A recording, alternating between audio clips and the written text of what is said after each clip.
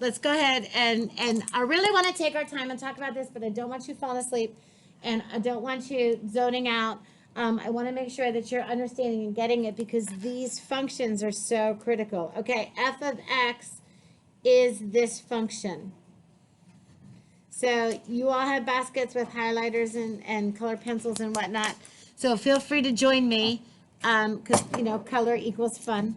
So g of x is going to be this function here. And h of x is this function here. So questions 1 through 4 are just about function notation. So f of x has an output of 0. What x's make that happen? An input of 0 gives an output of 0. An input of 4 gives me an output of 0. So this is fundamental. Thumbs up if we're okay with that. Okay. So then here is the opposite conversation.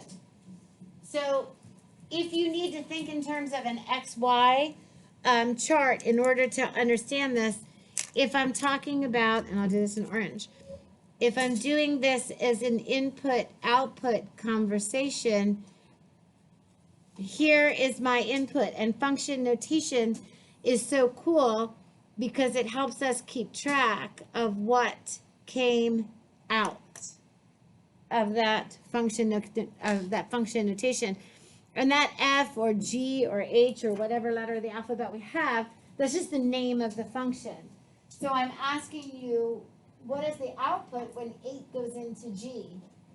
Okay, well 2 times, or negative 8. 2 times negative 8 is negative 16. Negative 16 minus 4 more is negative 20.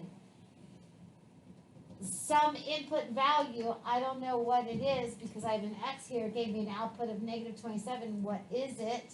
So if I have an output of negative 27. Now here's the interesting part that I want you to think about. This h of x is equal to x cubed. So if you want to know what we're thinking about here, we can substitute x cubed in for that h of x.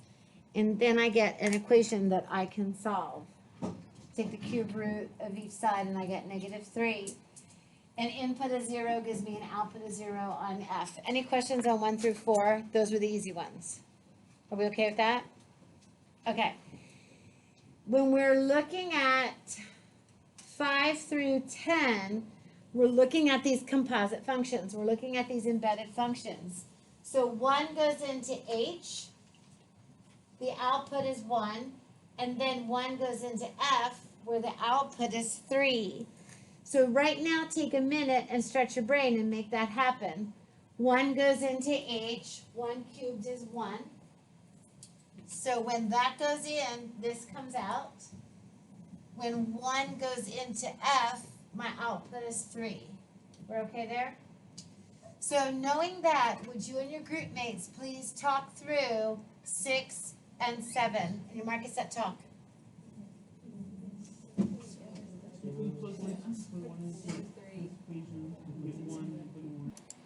All right, come back. Are we good? So 3 goes into G. 2 times 3 is 6 minus 4 is equal to 2. So this output of G becomes the input to H. 2 cubed is 8. This input of 3 for F gives me an output of 3. So this input of G, then 2 times 3 is 6 minus 4 is 2. All right, so 8, 9, and 10 are a little harder because it's the backwards thinking. So when we're talking about composite functions, if we have our x value, we dive in and we work our way out.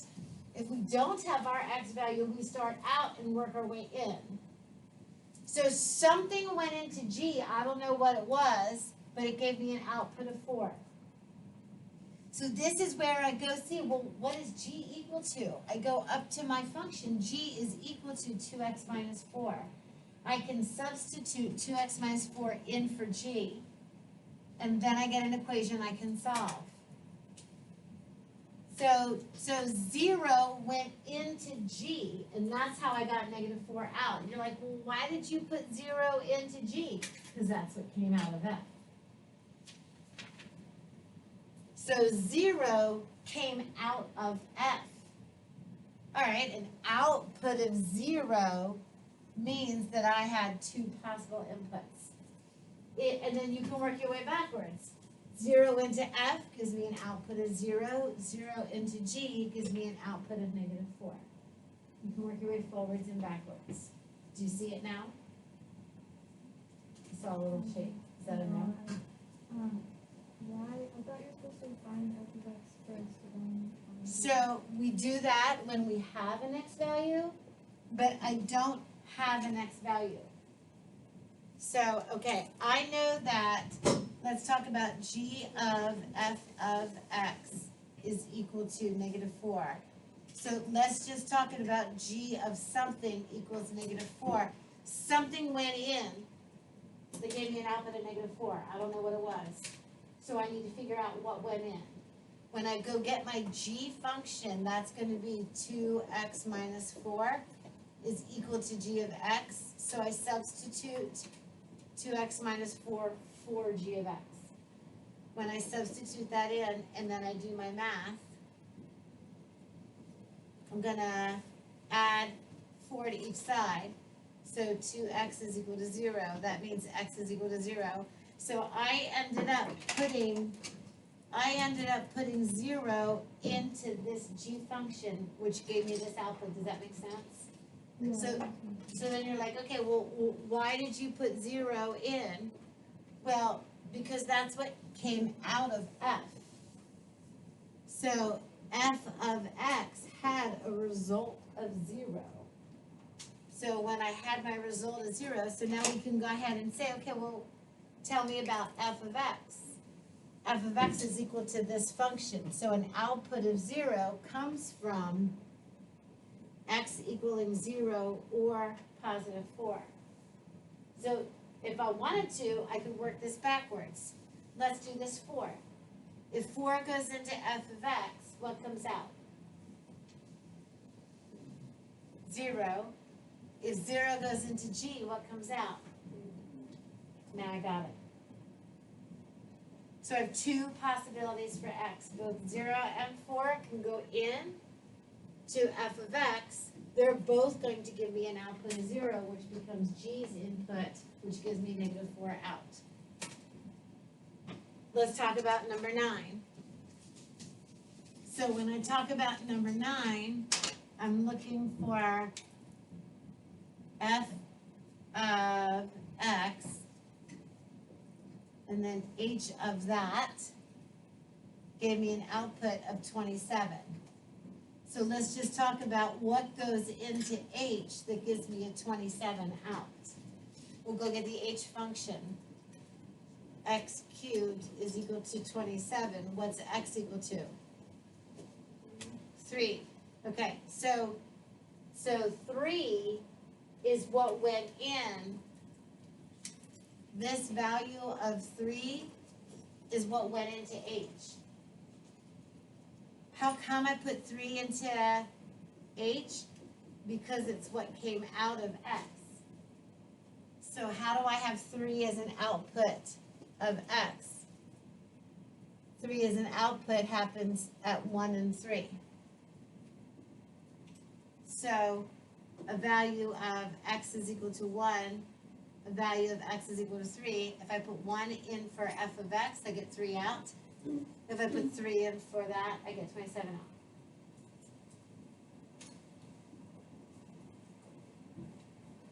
When I know my x, I'm starting working inside out. When I don't know my x, it's outside in.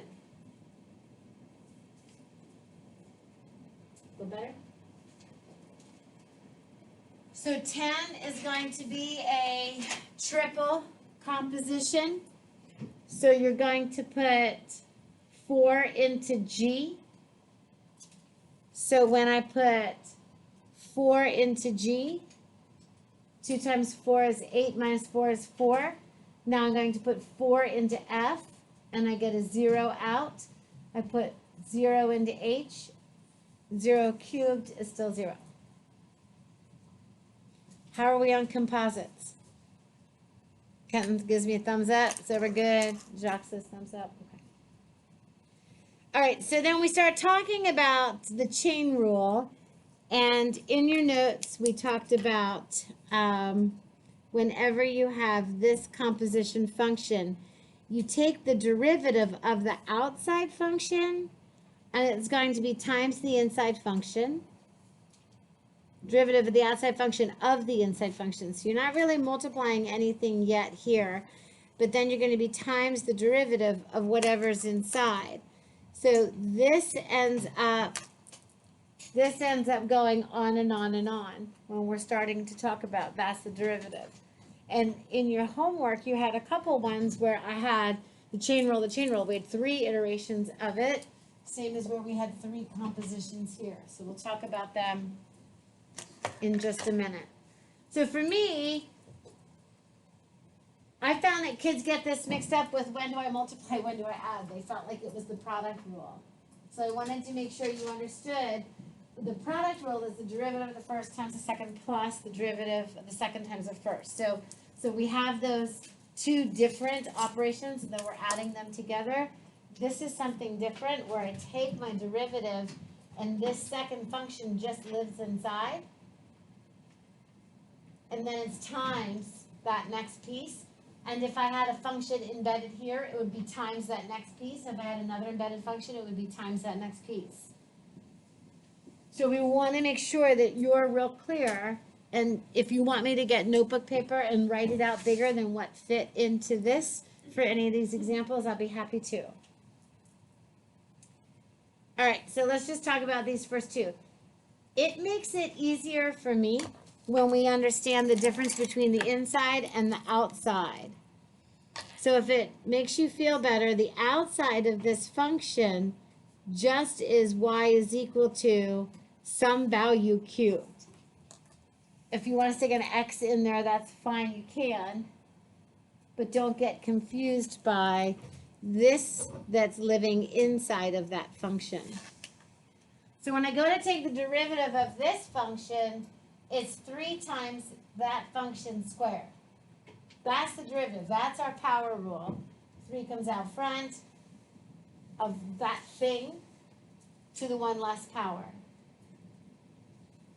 The problem is that there's a variable and a rule living inside of there that I have to think about. And so I have to take the derivative of that, which gives me 1. So we've kind of been ignoring this so far if we just had an x inside, but you'll notice we keep getting different values, whether it's an x squared or we're going to start upping the ante for sure. All right, when we take a look at number 2, our outside function is y is equal to the square root of something. Now that something has this relationship. So when I take the square root, and again, we talked about this in class the other day, and the sooner that we all force ourselves to do this, when we talk about y is equal to the square root of x, when we're talking about this y is equal to, that's the same as x to the 1/2 power. When I go to take the derivative, we've been talking about at 1/2 times x to the negative 1/2, and then recognizing that that's 1 over 2 times the square root of x. We've done this enough times that it's okay to start going right from one to the next. If you still need to write this like this to keep you from making mistakes, rock on, go ahead, do it. But if you can start thinking ahead, that'll save you some time and steps for sure. All right, so 1 over 2. Now, what's inside of here, instead of it being x, it's a 4x minus 3. Now, that's its own function, so then I got to take the derivative of that following. And then there's some simplifying. It's 4 over 2 times that. So that 4 and that 2 cancel out, giving me 2 times the square root of 4x minus 3.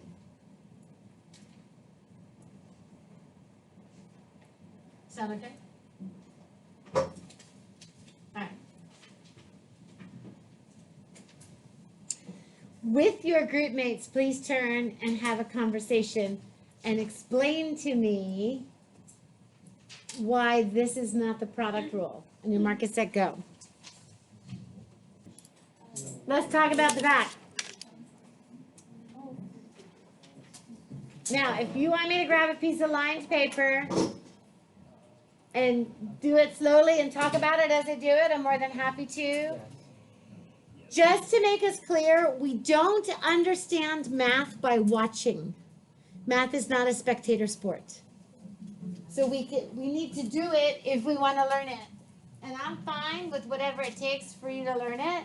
But this chain rule is so important for everything we're doing moving forward. It's a must understand. So if anything on my page is different from what's on your page, it's a must ask question. All right, let's start with number 3. This one's relatively simple, so I don't think we need to blow up this one. My outside rule is something to the 8th power. So that means that when I take the derivative of that, my 8 comes out front, and that something is now to the 7th power. That's it for finding the derivative of that power, right? Remember we say bring the exponent out in front, and then x is to the 1 less power. So now it's time, my chain rule says, now that I've taken the derivative of the outside, it's time to take the derivative of the inside. So 2 times 3 is 6, and it's x to the 1 less power. And these are all multiplied together. And for the purposes of what we're doing right now, I'm fine with you leaving that as this times that. What's on your mind? Is it, if we don't put brackets, would it still be? Yeah, your brackets are optional. Like I put that just so you can see the difference between what is the derivative and what is my original function. If you were to just do it like multiply this, then you would. That's fine. So if you have parentheses here, that's fine. I do brackets to make sure that you guys all understand that that is my derivative of that second part. Okay, let's talk about 4. My original function is the 5th root of x. Now, if you need to, think about it as y is equal to something to the 1/5 power. That's how this 1/5 comes out front.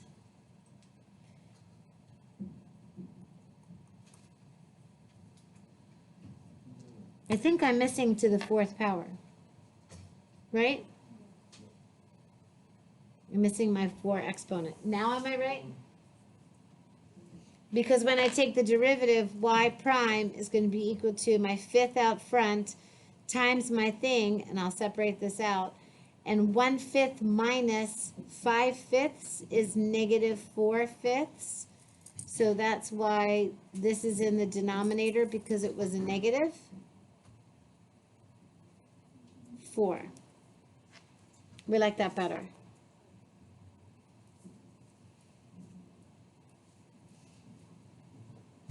All right, so here's my original function to the 4/5 power, and then here is the derivative of what was inside, 2x. Why is that plus? It should be minus. No.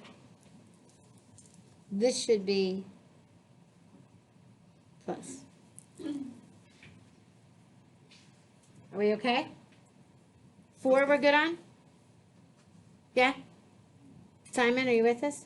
Can we just leave that as like negative 4/5 instead of?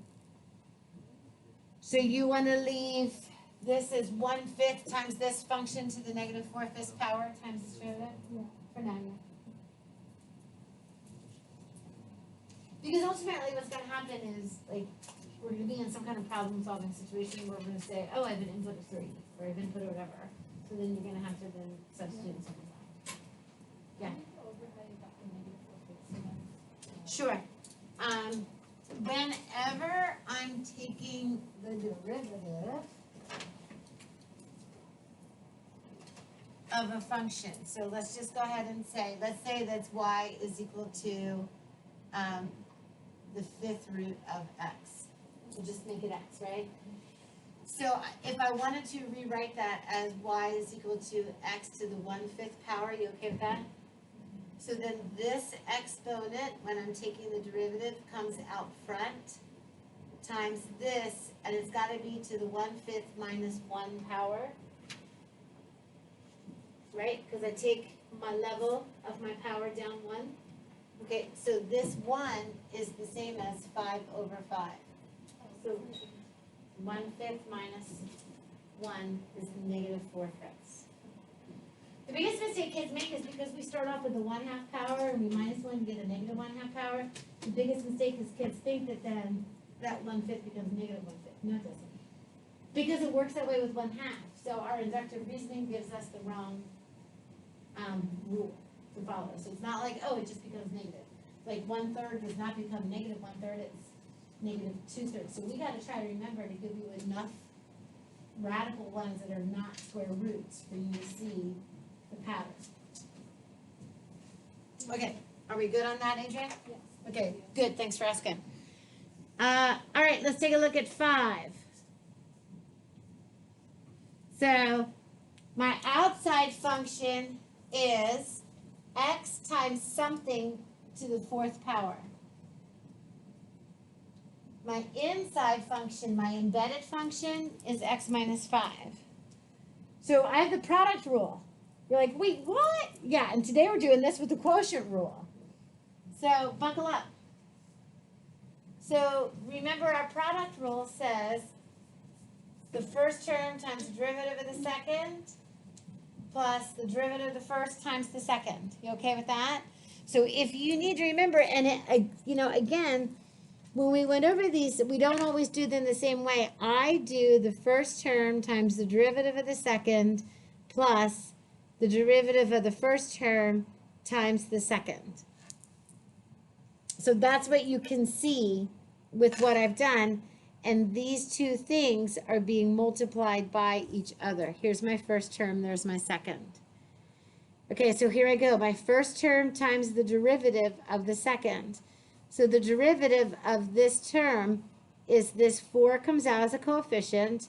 My x values to the 1 less power times the derivative of what's inside. Plus the derivative of my first term times my second term. So this line here is the one that we want to make sure that we agree on. So then when it comes time for simplifying,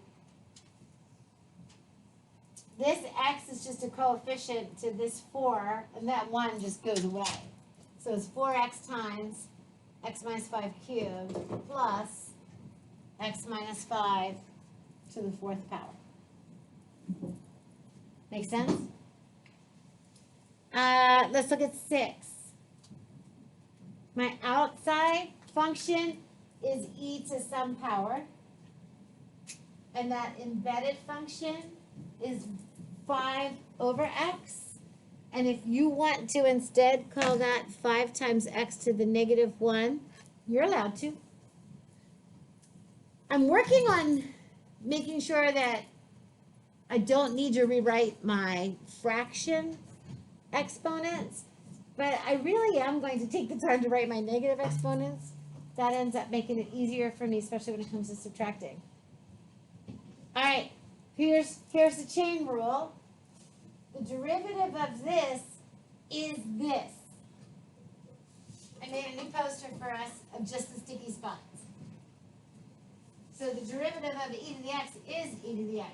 Now, if I have another value to the x power, I have to multiply it by the natural log of that base, but if my base is e, that's why that goes away. It's so important that you see the relationship between these two things here. Because the derivative of a value to an exponent variable is going to be that same thing times the natural log of that thing. If that thing happens to be e, the natural log of e is 1. So it's not worth doing. Okay, so e to the 5x is going to be the derivative of this, right? That's my f prime of my outside function. Here's my inside function that just stays. And then the derivative of this, it's easier if I have it written as a negative exponent. -1 times 5 is -5. And then that x drops a power, becomes x to the -2. So when I write them all together, -5 is in the numerator, x squared, denominator, and I can have -5 as a coefficient to e to the 5 over x power.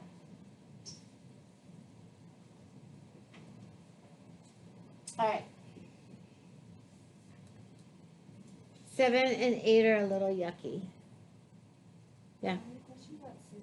Go. If we were to take the 5 out of 5 over x and then make it e to the 1 over x, parentheses over it, like, as it'd be. So you want it to be e to the 5 x negative 1?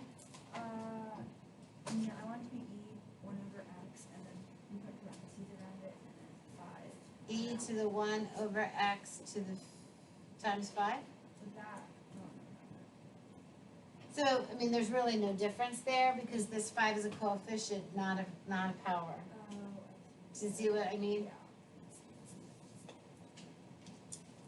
All right, now, do you want me to start over and start fresh with 7? Yeah? That was the one that I figured you might want me to start fresh with. Fresh piece of paper, do you have one, need one, get one? Because we're gonna do f of x is equal to 1/2 x minus 2 times sine cubed of 2x. Did I get it right? Yeah? Say yes. Okay, so probably the most important thing here for you starting off, let's just talk about and analyze this function. This is the power rule. This is take the derivative of this, take the derivative of this, and you're good to go. So our first step here is, this is the power rule. So we can go ahead and say f prime of x is going to be equal to taking the derivative of that is easy. Like, oh, I'll do the first part. You guys do the second part. All right, so now we got to pick this apart. If it's easier for you to see that this is 2 times the sine of 2x with this whole value cubed, you must. And that's what's confusing about trig. This sine cubed is a shortcut that we take to make sure that the sine of this value is cubed. The sine of 2 times this value is cubed. So if I had a value, I double it, then I take the sine of it, and then I cube it. So this exponent, and mathematicians, when they started to rewrite it, it was really, truly out of laziness that they ended up, because they probably didn't like all these parentheses, and they didn't want you to think that it was 2x cubed, it was the sine. Because remember, when we're talking about what is a trig value, the trig value is the ratio of that location on the unit circle. It's the sine. What is that ratio? So we're cubing the sine. So in order for clarity of what they're talking about, this cube refers to that sine value. Once you get it, cube it. So you can see why it's not out there, but this really means this. Is that a surprise to you, or is that, we knew that? Be honest. Say, we knew that. Or, wow, I'm surprised. You have to live in between one of those two reactions. Jinkies. A little Scooby-Doo action going on. Jinkies. Okay. But once I consider that, then that makes it easier, because then I can see for this function, my outside function is 2 times something, -2, times something cubed. Do you see that now? Okay. What is living inside of that is the sine of 2x. Here's the news. This is also a composite function. So the outside of this function is the sine of something, and the inside of that is, it was right until it fell off, 2x. So just like we had those 3 layers of that composite function on the front of the page, we have the 3 layers of this function on the outside of the page. Do you see it now that I show it to you? Because here is one level of the function, 2 times this. Here is the second level of the function, which is the sine of 2x, and here's the third level of the function, 2 times x. We've got 3 levels happening there. That's okay, we'll just do the chain rule because it's time for us to do this. So when we go to do the chain rule, our first thing is to take the derivative of what we see here. So that's going to give us negative 6 times whatever we're dealing with, sine cubed of 2x, and that is going to now be to the 1 less power, second power. Make sense? Now I got to take the derivative of what was that inside function. So when we're talking about this, it's times. What is the derivative of the sine of x? Come on. Read the poster. Cosine of x. So it's the cosine of whatever that thing was. Thank you very much. And now I need to take the derivative of this last part. What is it? 2. So it's this part here, breaking down your inside and outside, that becomes pretty important. All right, so let's see what we can simplify, if anything. F prime of x is equal to 1/2. He's hanging out there all by himself. This 2 times. Do you see I don't see any any addition or subtraction signs? So I can just go ahead and say 2 times negative 6 is negative 12.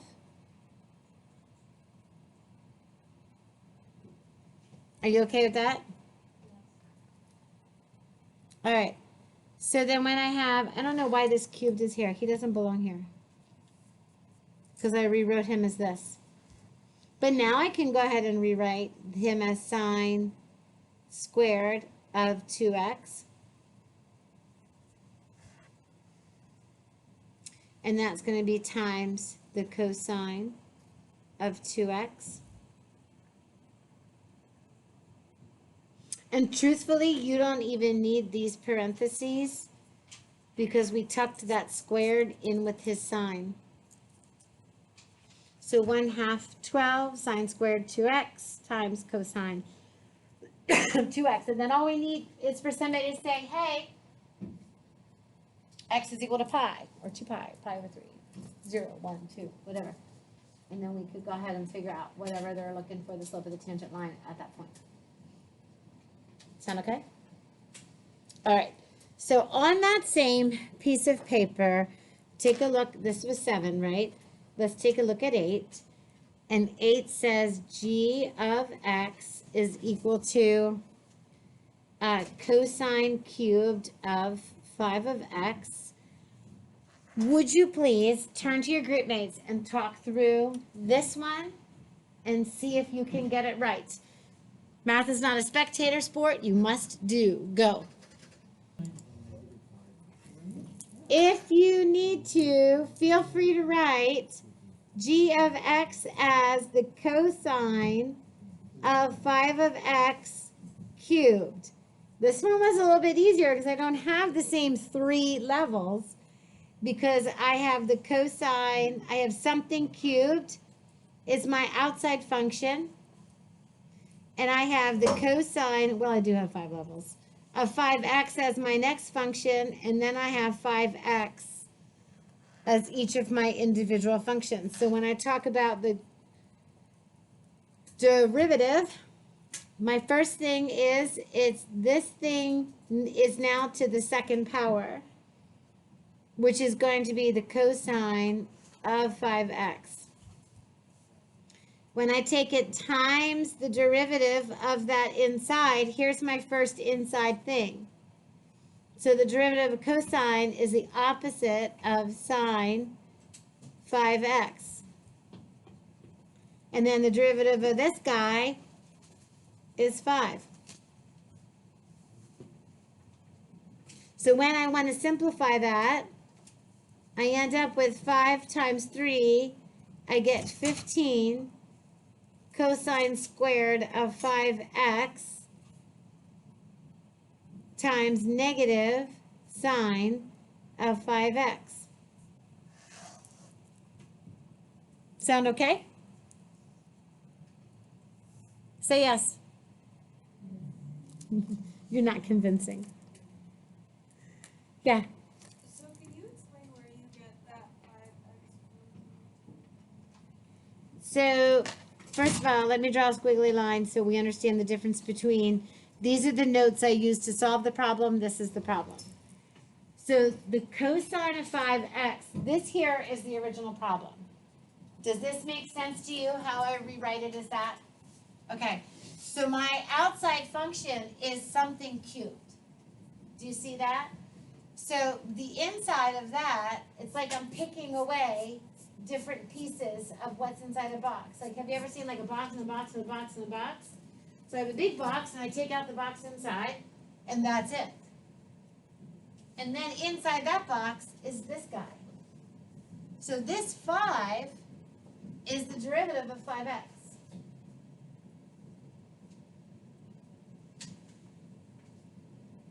Does that make sense to you, how 5 is the derivative of 5x? And that, truly, Grace, when I talk about 5x, if I have y is equal to 5x, and I do y prime is equal to, let's talk about what that means. That's 1 times 5 times x to the 0 power. Anything to the 0 power is 1. So that's why I just call that 5. So anything, the derivative of x is 1, and I've got 5 of them, so that's where that 5 comes from, right? So if I wanted to, Grace, if I wanted to break this down even further, I want you to think about this. If y is equal to 5x, that's the same as y is equal to x plus x plus x plus x. One more, right? Right?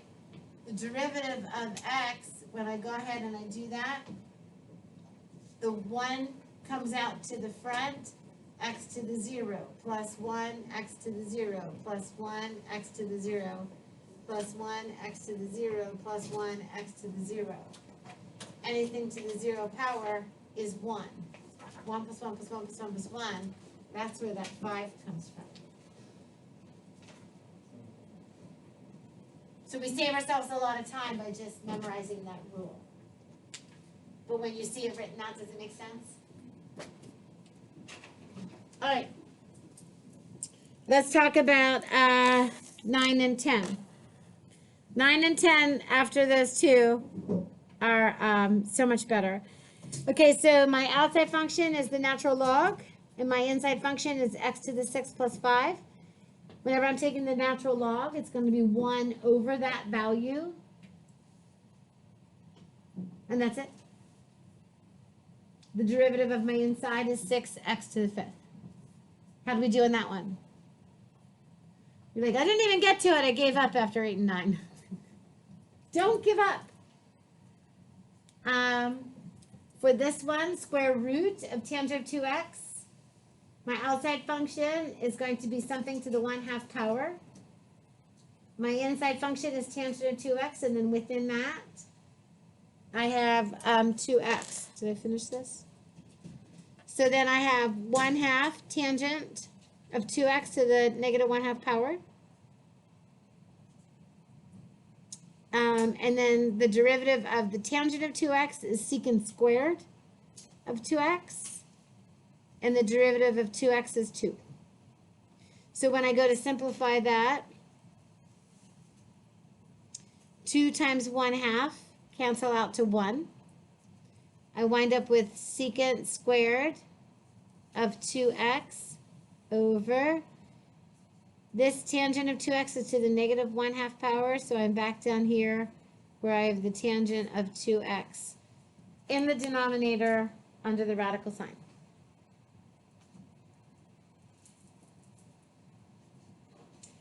right. Find f of 1 given the following. So find f prime of 1. So when I look at this one, I have my outside function. My outside function is something to the cubed. My inside function is g of x. So here I have 3. And I'm just going to look at g of x. G of 1 is negative 1, so that's that value squared. Then I need the derivative of g of x. The derivative of g of 1 is 2. Negative 1 squared is 1. Times 3 is 3. Times 2 is 6.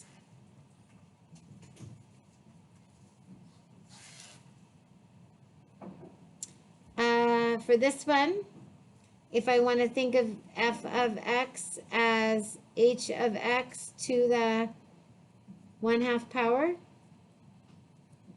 my 1/2 comes down in front, and my h of x, h of 1 is 4. So that negative 1/2 power puts that down here in the denominator under the radical.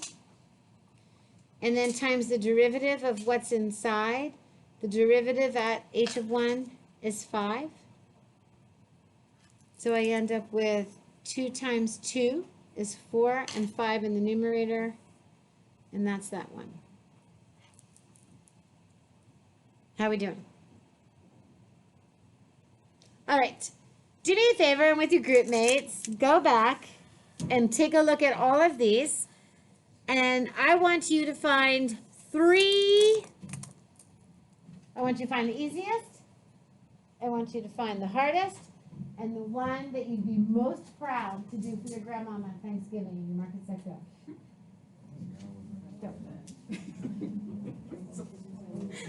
Talk about all 3. So when we're looking at this next level, we want to make sure that we can break this down to understanding that this is something that is embedded. That is the word that I like to use when I talk about composite functions. I like to say that they are embedded functions or something within something else. So we want to make sure that we know that this is not f times g of x, it's f of g of x. And we want to make sure that we know that that of means the output of one is the input of the other. So we want to make sure that we know that this g of x function is just existing in here as its role in the derivative. And we want to make sure that we know that the chain rule can continue on. We've already done it to 3 levels. All right, so we're going to go ahead and jump in and do these together. And again, it's best not to watch, but to do mathematics. So let's talk about a plan, and then we're both going to do separately, and then we're going to compare answers. Are you ready? Our plan here, what do you see as my outside function? Parentheses, go ahead. To the 3rd power, right? Parentheses cubed. Everybody okay with that? So that's my outside function. What do you see as my inside function? T squared plus 1 over 2t minus 5. Why is this harder? Because it's a quotient. Anybody gonna sing Jeopardy? Low D, high, minus high D, low. Square the bottom, and away we go. All right. So here's what we're gonna do. Match. So the derivative of my outside term is going to be 3 times whatever's on the inside squared. That's it. That's the derivative of that first part. Now I need to take the derivative of this inside part. And that quotient rule, there's no more embedded functions in this. So it's going to be low D high minus high D low. Square the bottom. And away we go.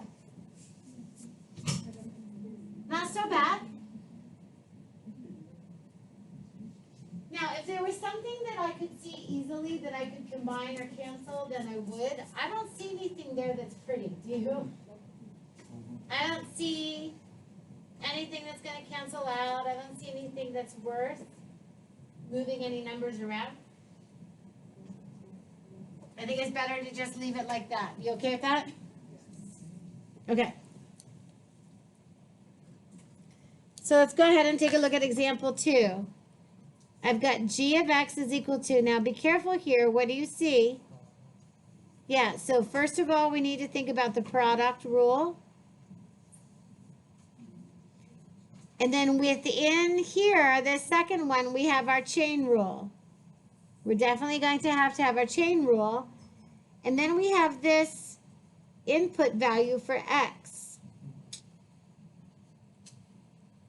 So when I talk about this, my g prime of x is definitely going to be my first times it, or the derivative of my first times my second plus the derivative of my second times my first. And then every time I go to take the derivative of this guy, I need to realize that my outside rule is the square root of something. And my inside rule is 1 minus x.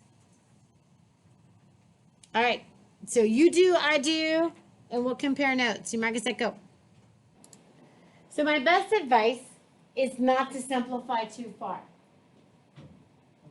Because chances are, whatever algebra you get muddied up with, up in here, you're going to end up making a mistake because you do better with numbers than variables.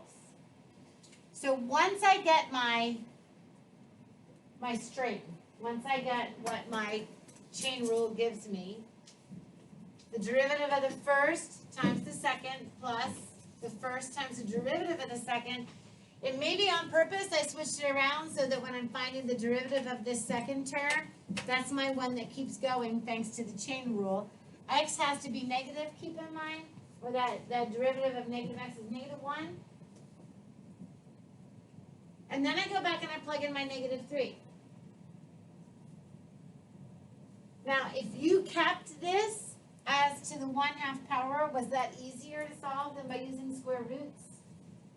Because I was a little nervous about the negative 3 under the radical side until I saw 1 minus negative 3. And then check it out. Once I did this math here and I knew this was 4 too. So I was able to kind of quicken up my pace because I had done it twice.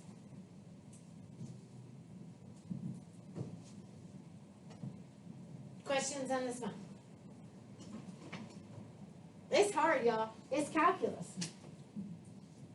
I know. I know. So over the summer, were you like, no, I'm taking the easy calculus? That's like one of those oxymorons, like jumbo shrimp, military intelligence. Take the easy calculus. It's so passive.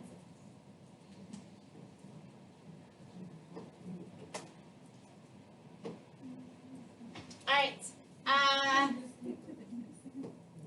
Let's go ahead and do number 3. And like I said, it's so important that you do it first, which is why I'm taking my work away. Pete asked a great question. He's like, do we have to put this sign up on top? And the answer is, this is even an acceptable answer. And this is actually easier for me to grade because in this answer, I can see the derivative of e to a power is e to a power. I can see that the derivative of a radical is 1/2 times that thing to the 1 less power. And I can see the derivative of the opposite of cosine. The cosine of x is positive sine of x. So I simplified it, but you don't have to. All right. Let's talk about this next one. I have the sine of this, of this. It's another 3-er. Are you ready? My outside function is the sine of x. Then embedded in that, I have the natural log of x. And then embedded in that, I've got x to the 5th. f prime of x is going to be equal to the derivative of my first function. What's the derivative of sine? The cosine of that whole thing. I hate it when I already run out of space. I'm going to rewrite it down here. The cosine of the natural log of x to the fifth. Okay. I need to get a better eraser. Okay, so there's my first function. Now I need to find the derivative of my second function. When I'm talking about the derivative of the natural log, that's going to be 1 over my x to the fifth, right? Because isn't that what's inside? And then this is going to be 5x to the fourth. How are we doing there?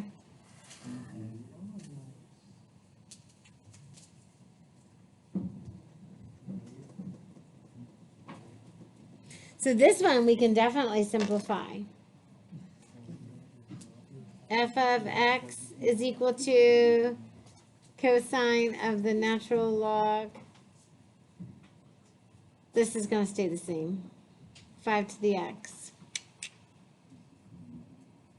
But this is going to be 5 over x.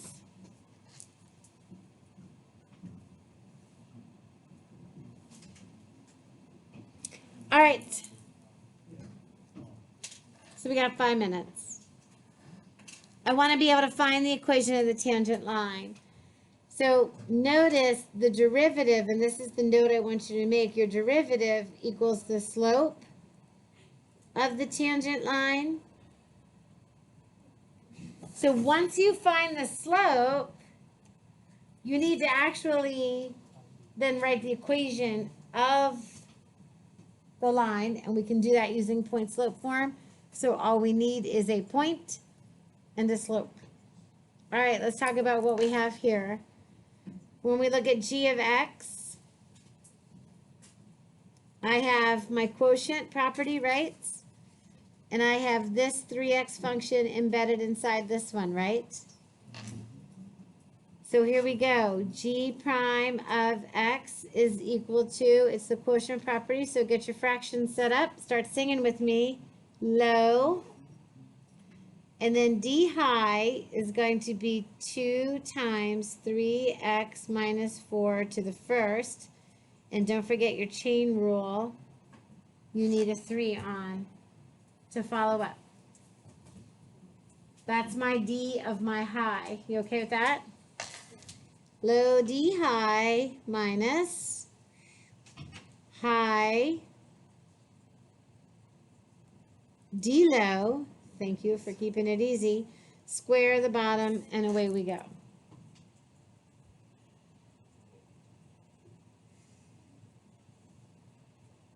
That's the equation of the slope of the tangent line at, now I have an x value. So g prime of negative 2 is going to be negative 2 times 3 times negative 2 is negative 6. Negative 6 minus 4, you okay with just calling that negative 10? And then that negative 10 is going to be times 3, which is negative 30, times 2, this is going to be negative 60. I'm getting too far ahead. Let me slow down. So 3 times negative 2, negative 6, minus 4 is negative 10. We'll leave it there. And that's times 3. This whole thing is just a bunch of stuff being multiplied together. I almost said a bad word. I almost said it was a bunch of ship all multiplied together, but I didn't say it. Because now you know I have a temper.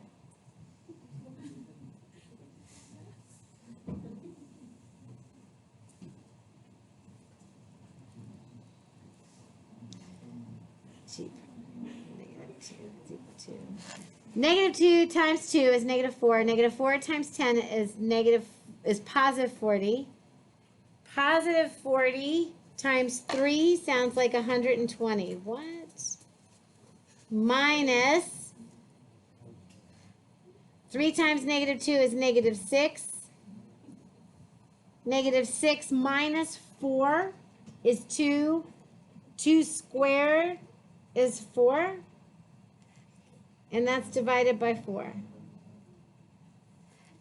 G prime of negative 2 is equal to 116 divided by 4. Anthony, are you with me? Yeah.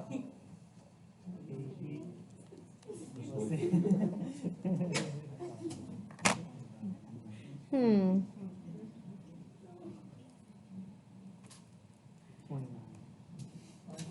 Go ahead. Where did I mess up? Wait a minute, I can't hear you. Start over. I did chain rule it. Says, here's my 2, there's my original function to the 1 less power. And then here's the derivative of the inside. All right, I hear you packing up.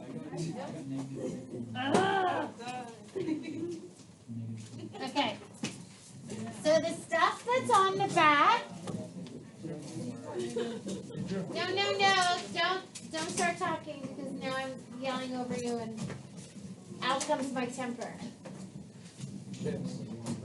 Now you know to be careful of my temper. All right, I want you to try this homework.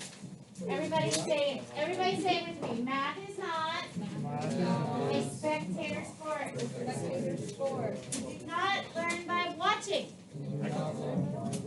What do you learn by? Doing. So we will finish the notes and do that group activity next class. If you want to look ahead at it and be smarter than the rest of us, rock on. Everybody go have a happy weekend. Bye-bye.